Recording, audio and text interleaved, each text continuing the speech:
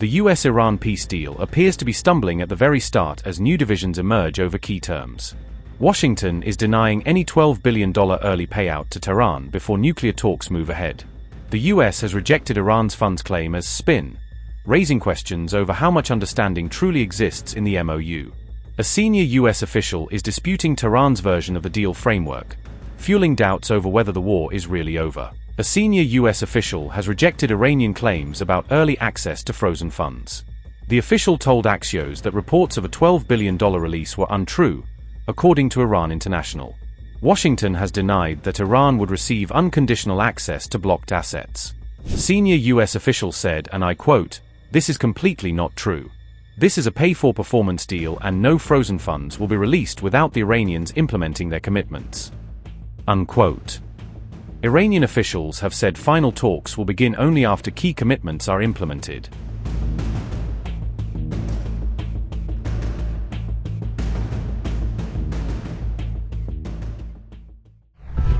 Iran's state-affiliated Mehr News has published what it says is a 14-point draft agreement outlining a potential framework for a U.S.-Iran deal. According to Mehr, the reported draft begins with an immediate and permanent end to military operations across multiple fronts in the region. The United States would pledge not to interfere in Iran's internal affairs under the reported framework. Washington would formally recognize and respect the sovereignty of the Islamic Republic. The U.S. would lift its maritime blockade measures within 30 days of the agreement taking effect. American forces deployed around Iran's periphery would be withdrawn as part of the proposed arrangement. The Strait of Hormuz would reopen under security and transit arrangements coordinated by Iran. The draft also reportedly includes the release of $24 billion in frozen Iranian funds. These assets would be unlocked during a 60-day negotiation and implementation period. Half of the funds would reportedly become available to Tehran before formal talks begin.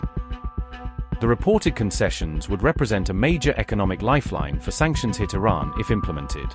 The leak surfaced shortly after Donald Trump announced on June 14 that a U.S.-Iran agreement had been completed.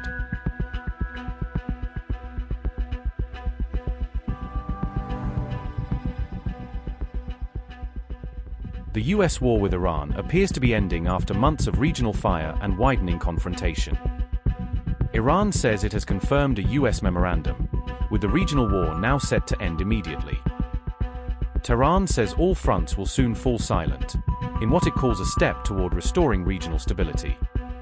Peace appears to prevail as Iran's Security Council declares an immediate end to the war. Hormuz is set to reopen and the U.S. blockade on Iran may end, raising hopes of more stable oil prices. Mujtaba has reportedly set June 19th as the date for the formal signing of the war-ending deal with the U.S. Trump hails the Iran deal and says the Strait of Hormuz will reopen on Friday. Donald Trump said, and I quote, "This great deal will bring peace and security to the whole region. Many presidents have tried to make peace with Iran, and all have failed before me. The leaders of the region have, for the first time, found a president who can help them achieve real peace.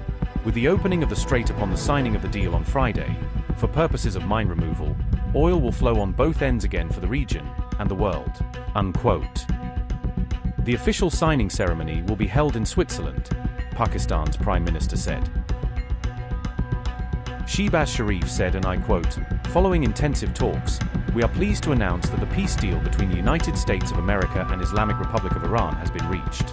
Both sides have declared the immediate and permanent termination of military operations on all fronts, including in Lebanon. The official signing ceremony will be on Friday, the 19th of June in Switzerland. We would like to thank the United States of America and the Islamic Republic of Iran for their commitment to finding a diplomatic solution to the conflict. We would also like to extend our sincere appreciation to our brothers in this mediation effort, the great leadership of State of Qatar, for their support in reaching this agreement. I would also especially thank the visionary leadership of Kingdom of Saudi Arabia and Republic of Turkey for their immense contributions in this regard. With the agreement now in place, mediators will facilitate a series of meetings this week. These pre-implementation discussions will lay the foundation for the technical talks and the official signing ceremony." Unquote. The UN chief has also hailed the agreement between the United States and Iran.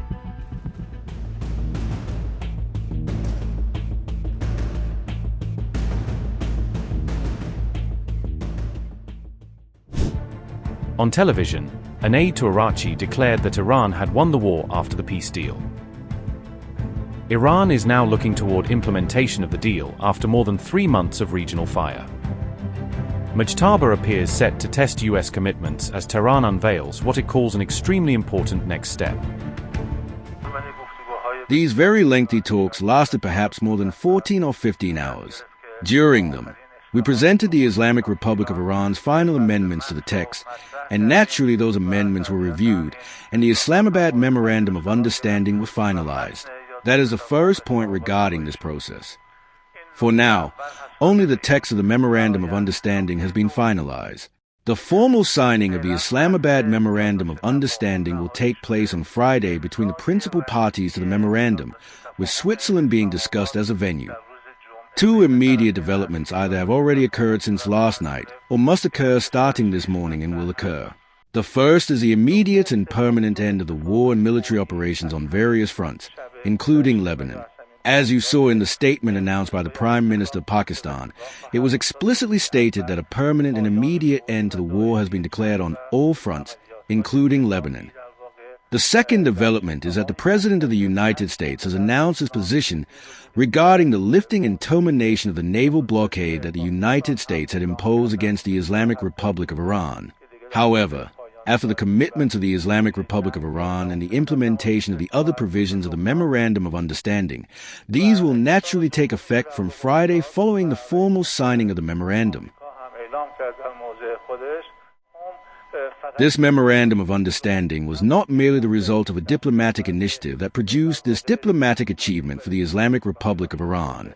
It was not solely the product of diplomatic efforts. Rather, it is indebted to our military achievements. It is indebted to the pure blood of the martyrs whom we lost in confronting the enemies of the system. The enemy that attacked the Islamic Republic of Iran in order to implement its malicious objectives suffered heavy defeats in all of its goals and strategies, while the Islamic Republic of Iran achieved remarkable victories in this war. The enemy itself was forced to request a ceasefire and negotiations, and now we are witnessing this draft understanding in which all of our positions, as well as the important issues we considered necessary, have been incorporated. We have no trust whatsoever in the enemy. Our trust is in our military power, our diplomatic strength, and the support and unity of our own people. For that reason, implementation of this memorandum is extremely important. We have specific plans to monitor the implementation of America's commitments under this Memorandum of Understanding, as well as in the second phase, when negotiations will be necessary in order to reach a final agreement.